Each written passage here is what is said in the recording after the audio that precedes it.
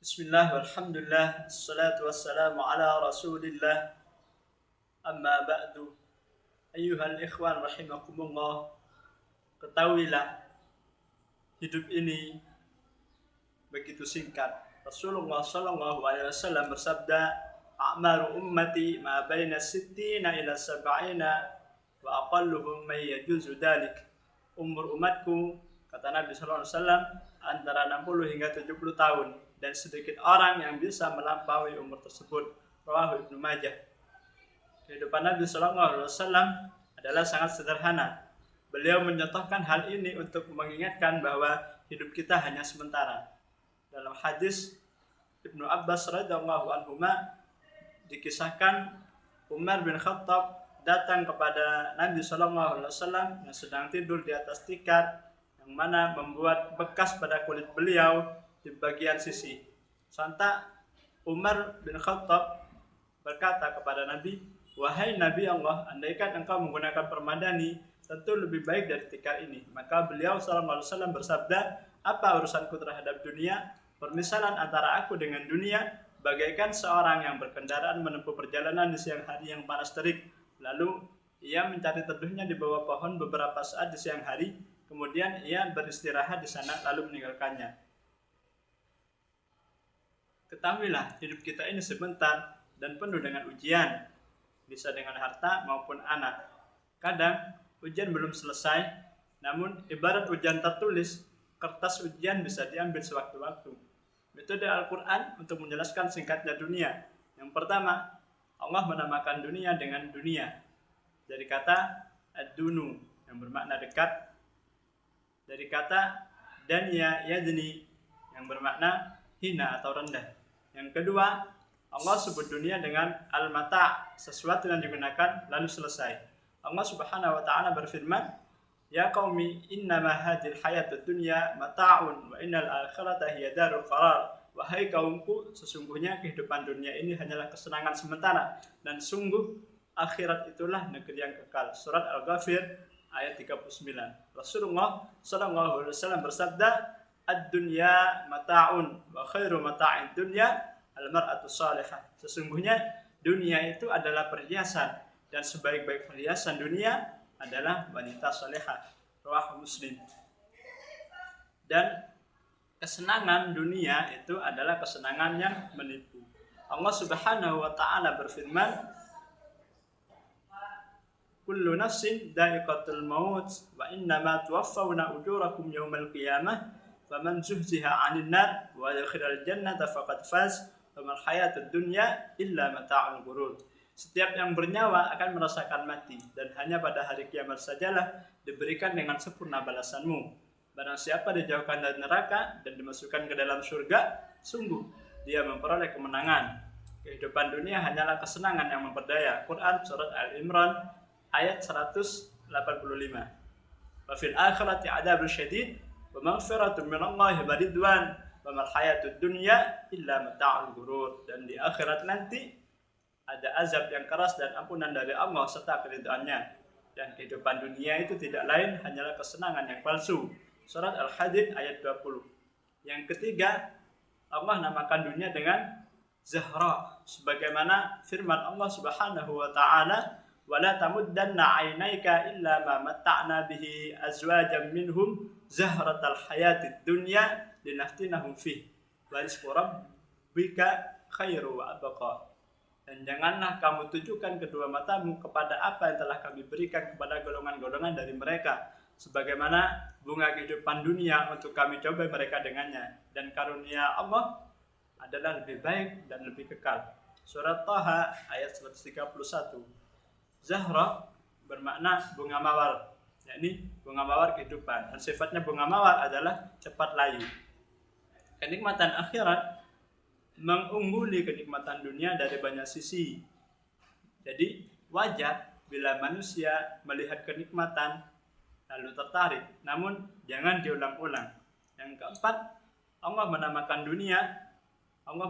kehidupan dunia dengan permainan dan senda gurau. Sebagaimana Allah Subhanahu wa taala berfirman, "Wa ma hadhil hayatud dunya illa lahu wa la'ibu wa inna ad-daral akhirata lahiyal hayawan law kanu ya'lamun.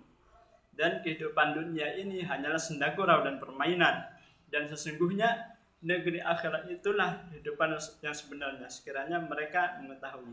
Surat Al-Ankabut ayat 64. Allah Subhanahu wa taala berfirman, "Ya'lamu annamal hayatud dunya la'ibu wa lahu wa zinatu wa tafakhurun bainakum wa takathurun fil amwali wal aulad kama sadaqatin a'jabal kufara nabatuhu summa yahiju fatarahu musfarran summa yakunu hutaman wa fil akhirati adabun syadid wa maghfiratun minallahi wa ridwan wa mal hayatud dunya illa mata'ul ghurur." Ketahuilah, sesungguhnya kehidupan dunia itu hanyalah permainan dan senda gurau, perhiasan, dan saling berbangga di antara kamu serta berlomba dalam kekayaan dan anak keturunan seperti hujan yang mana tanaman-tanamannya mengagumkan para petani, kemudian tanaman itu menjadi kering dan kamu lihat warnanya kuning kemudian menjadi hancur.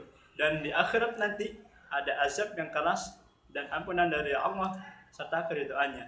Dan kehidupan dunia tidak lain hanyalah kesenangan yang palsu. Surat Al-Hadid ayat 20. 5 perkara dalam ayat tersebut biasanya sudah ada pada semua fase manusia. Yang kelima, Allah memberi perumpamaan kehidupan dunia dengan air hujan. Banyak di dalam Al-Quran. Salah satunya, وَاضْرِبْ لَهُمْ مَثَلَ الْحَيَاةِ الدُّنْيَا كَمَاءٍ أَنْزَلْنَاهُ مِنَ السَّمَاءِ فَاخْتَلَطَ بِهِ نَبَاتُ الْأَرْضِ فَأَصْبَحَ هَشِيمًا تَذْرُوهُ الرِّيَاحُ وَكَانَ اللَّهُ عَلَى كُلِّ شَيْءٍ مُقْتَدِرًا. Dan berilah perumpamaan kepada mereka manusia, sesungguhnya kehidupan dunia sebagai air hujan yang kami turunkan dari langit, maka menjadi subur karenanya tumbuh-tumbuhan di muka bumi. Kemudian tumbuh-tumbuhan tersebut menjadi kering dan diterbangkan oleh angin. Dan Allah Subhanahu wa taala itu adalah Maha Kuasa atas segala sesuatu. Surat Al-Kahfi ayat 45. Di situ Allah menggunakan kata atau menggunakan huruf fa karena bermakna sangat cepat. Di dalam ayat yang lain, innama matsalul hayatid dunya kama in anzalnahu minas sama'i fakhtalata bihi nabatul ardi mimma ya'kulun nas wal an'am hatta idza akhadhatil ardu zukhrufaha wa zayyanat wa dhanna ahluha annahum qadiruna 'alayha ataha amruna laylan aw naharan faj'alnaha hasidan ka'an lam taghna bil ams kadzalika nufassirul ayati liqaumin yatafakkarun. Sesungguhnya perumpamaan kehidupan duniawi itu adalah seperti air hujan yang kami turunkan dari langit, lalu tumbuhlah dengan suburnya tanaman-tanaman yang ada di bumi. Di antaranya ada yang dimakan manusia dan binatang ternak. Hingga apabila bumi itu telah sempurna keindahannya dan memakai pula perhiasannya, dan pemilik-pemiliknya mengira bahwa mereka pasti menguasainya, tiba-tiba datanglah kepadanya azab di waktu malam atau siang. Lalu kami jadikan tanaman-tanamannya, kata Allah, laksana tanaman-tanaman yang sudah disabit, seakan-akan belum pernah tumbuh kemarin. Demikianlah Allah menjelaskan tanda-tanda kekuasaan kepada orang-orang yang berfikir. Surat Yunus ayat 24. Yang keenam, Allah sebutkan penyesalan orang-orang di akhirat dan baru sadar hidup di dunia sangat singkat. Jadi sadarnya itu sudah terlambat. Sebagaimana firman Allah, ka'annahum yauma yarawnaha lam yalbasu illa 'ashiyatan aw duhaha. Pada hari mereka melihat hari berbangkit itu, mereka merasa seakan-akan tidak tinggal di dunia, melainkan sebentar saja, di waktu sore ataupun di pagi hari. Surat An-Nazi'at ayat 46.